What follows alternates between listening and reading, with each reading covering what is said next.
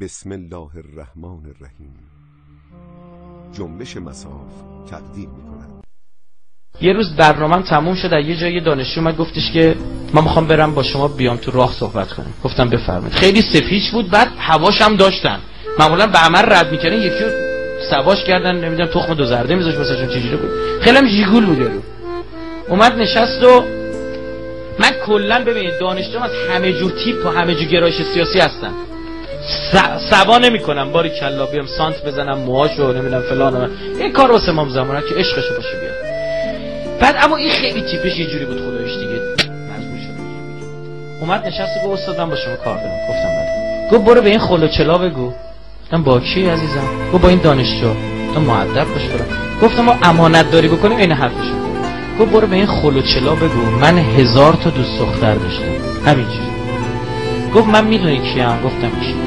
گفت من پسر فلانیم، باباش یکی از کارخونه دارای قدر کشور. گفت بگم مثلا میشناسی، این اسم کارخونه رو قطعا شنیده، قطعا شنیده. گفت پسر اونم، من اراده بکنم با دوست دخترم میرم سیسیل، میرم ایتالیا، فهمیدین؟ یه هفته اونجام اراده کنم. برو به این فلان فلان شده خاک بر سرا بگو تویی که آرزوت اینه دوست دخترت سواری ماشین قرضی کنی یا باشه که بزنی بری محمود آباد خزر شهر در تهرانی ها، مثلا اینجا شاندیس درقبه. خب خدمت شما عرض بکنم برو بهش بگو من تمام اینا رو تا تهش رفتم، به این رسیدم که اینا برای اینا آفریده نشدم. چقدر خوردم، چقدر عشق، چقدر من چه فرق بابا یه جای به بنبست رسیدم. برو بهشون بگو شما به اون مرحله منم نمیرسید، یعنی واقعا نمیشید مثل ثروتمند باشید، ندارید تو همون راه میمونی.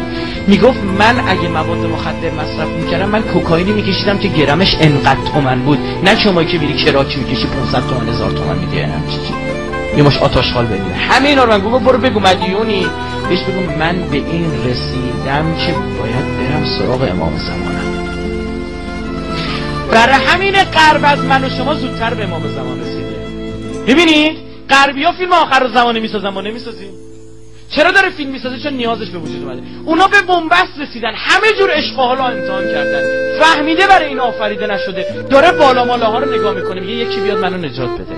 این نگاه آخر الزمانه به وجود اومده. این پسر 3 روز اومد مشهد شما. چی مشهد شما؟ مشهد همه ما.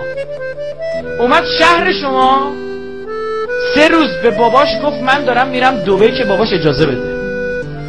ببین توی همچین خانواده‌ای اومد برای ما سوغاتی آورد این تسبیح رو. ما چه بدونیم تسبیح دستم گرفته بودیم یه جایی بنده خدا میگه مایدار شدی. گفتم چه تسبیح فیروزه دستت میگیری؟